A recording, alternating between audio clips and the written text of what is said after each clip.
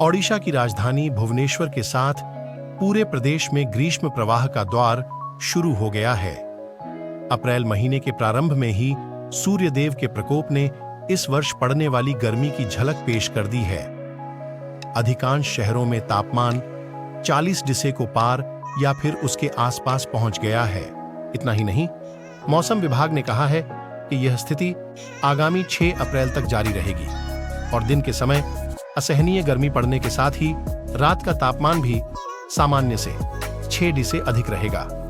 ऐसे में लोगों से सावधानी बरतने एवं पर्याप्त मात्रा में पानी पीने, जरूरत ना हो तो दोपहर के समय घर बाहर ना निकलने की सलाह दी गई है।